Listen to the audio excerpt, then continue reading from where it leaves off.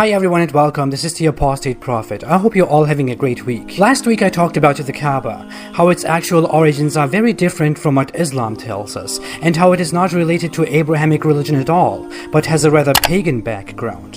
Now I want to talk about one of the most important features of the Kaaba, the black stone. The black stone is a black rock at the eastern corner of the Kaaba. No one really knows its origin or what exactly it is, but Islam tells us again a story of the origin of this stone. The origins of the black stone are quite clouded in Islam. There are a few stories regarding when and how the black stone came to Mecca. One is that it was given to Adam, but nothing is sure about that claim. What is accepted by most Muslims and Islamic scholars is that when Abraham was building the Kaaba, Ishmael went looking for a stone to place it at the corner. He couldn't find any stone, but while he was searching, the angel Gabriel brought Abraham a pure and white stone. That white stone is the black stone at the Kaaba today. Well, if a white stone is touched by too many sinners, it turns black. If you want to test this at home, you can go out and look for a white stone, then find enough people who just masturbate it, and then let everyone touch the stone, preferably with the hand that the sin was committed with. It will most certainly turn black. If it doesn't work immediately, you can just drop the stone, and maybe in a few thousand years someone will tell a weird story of the god of masturbation giving the stone to some random guy who was going out and looking for a stone. Whatever. Yes, the Islamic belief really is that the black stone was brought by Gabriel from heaven and turned black from white. The heaven part is almost undisputed by the Islamic scholarly consensus, because Muhammad says in hadith that the black stone came down from heaven. You know, heaven is somewhere above. The color change is also believed to be true because the same hadith says that the stone was whiter than milk, but turned black because of human sin. The black stone was respected by both believers and pagans, but the pagans eventually took complete control of it and used it in their pagan rituals. According to early Islamic scholars, when Muhammad was 35 years old, the clans of Mecca renovated the Kaaba and removed the black stone from the Kaaba temporarily. But then they couldn't decide who would put the black stone back in its place again, who would have the honor. They waited for a random person, why ever, and in that moment, Muhammad came in, so they gave him the honor to put the black stone back into its place. This is only an early source that sounds incredibly dubious. After Islam took control, the black stone was destroyed several times by Muslims, heretical sects, and some other unknown people. Whenever it was destroyed, the pieces were cemented together and are held together by the silver frame around it. So in its current form, it is not a complete stone, but rather a shattered stone whose pieces are held together thanks to human effort. The Muslims did a terrible job at keeping such a holy thing safe. Now, according to un-Islamic, unbiased, and more reliable sources, the origin of the stone is neither Abrahamic nor heaven. It is found that the black stone was just venerated and worshipped by pre-Islamic Arab pagans. And the worship of objects was not very uncommon among Arab pagans. Neither was it uncommon among Semitic, non-Abrahamic people. And Arabs are considered Semitic people. Even according to early Islamic sources, the black stone was only one of many similar stones that were revered by pagans and symbolized their relations to God or gods. The stones were very often used to ask for fertility, life, rain, and so on, blessings that came from divine sources. According to the earliest biographies of Muhammad, pagans used to worship almost naked at the Kaaba and associated the Kaaba and the black stone with fertility rites and prayers. According to some sources, such stones were associated with cities, tribes, or gods of those tribes. This knowledge is also supported by very early sources. Clement of Alexandria, a theologian who lived in the 2nd century, said that Arabs worship stones. Maximus Tyrius, who was a Greek philosopher in the 2nd century, also provided a more detailed explanation of Arabs worshipping gods through a quadrangular monument and associated stones.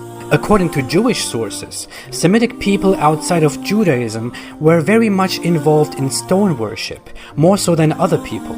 According to the Jewish Encyclopedia 1906, which bases information on very early and contemporary credible sources, Semitic people before Judaism and other Semitic people after Judaism worshipped stones wherever they were, especially in Arabia. There is even a term for this called betilus, which refers to sacred stones that were used for worship by Semitic people, Greek people, Romans, and others. The term betilus is Greek, but even that comes from Semitic, since Greek and Semitic people had a lot of mutual cultural influence. The stones were very often associated with gods, or seen as signs of gods. And many stones were believed to have come from outside of Earth, and were later identified as meteorites. Pre-Islamic Arabs also had stones that they used to worship gods, just like so many other Semitic peoples. And it looks very much like the black stone at Mecca is the same. The difference is that other people abandoned such practices once they converted to Christianity or Judaism, because it was seen as clear idolatry, which is supposed to be strictly forbidden in Abrahamic religion.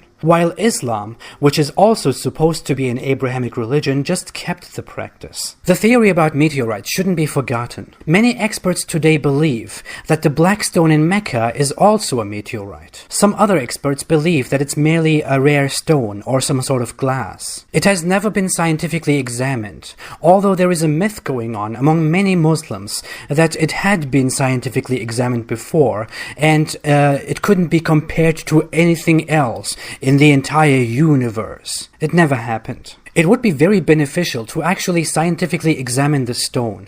I believe it would either help or extremely damage the Islamic faith. That's probably why Muslims are not interested in studying it, and authorities don't offer any possibility to make a study about that. But then again, if it turned out to be some complete random stone, many Muslims would probably make a new interpretation of some Quran verse that they were not able to understand for the last 1,500 years, suddenly saying that stones in heaven are just like stones in our universe. But let's forget about the origins of the stone for a moment, and let's see what Islam does with that black stone. Are you ready? 1. Touching and kissing the black stone. According to multiple hadith, when Muhammad arrived in Mecca, he touched and kissed the black stone, and then started doing the tawaf, which is the extremely pagan-looking practice of circling around the Kaaba. 2. Pointing at the black stone during worship. Whenever Muhammad passed by the black stone during his unexplainable circles, he would also point at the black stone and shout Allahu Akbar while doing so. I'm imagining that right now. Give me a second. 3. Hoping that the black stone will help you. The Messenger of Allah said about the black stone, "By Allah, Allah will raise it on the day of resurrection with 2 eyes by which it sees, and a tongue that it speaks with, testifying to whoever touched it in truth." This is why Muslims nowadays pay respect to the black stone, and hope that it will testify positively for them on the day of judgment. I really wonder how that would look with the current shattered form of the stone. 2 eyes on separate pieces and a tongue somewhere. Oh, okay, let's just stop. Let's be serious. Studying Abrahamic religion, then looking at such practices in Islam, Islam looks like a very non-Abrahamic, practically non-monotheistic, weird religion that was created by a pagan-influenced merchant in Arabia. So many Islamic practices and beliefs look like very simple pagan practices and beliefs. And going deeper into the Kaaba, the black stone and other things, it looks like Muhammad was not very familiar with what the Bible teaches, which his teachings are supposed to be based on. In fact, let me finish this video with a rather ironic Islamic narration that quotes Omar, Muhammad's very close friend, advisor, and second caliph. Omar came near the black stone and kissed it, and said, "No doubt, I know you are a stone, and can neither benefit anyone, nor harm anyone. Had I not seen Allah's messenger kissing you, I would not have kissed you." Be even smarter than Omar. Don't follow Muhammad's inventions. Because if you were familiar with Abrahamic religions and the origins of Islam, you would likely never do such practices that were adopted by Muhammad from pagan rituals. The black stone, another form of Islamic paganism. Thanks for watching.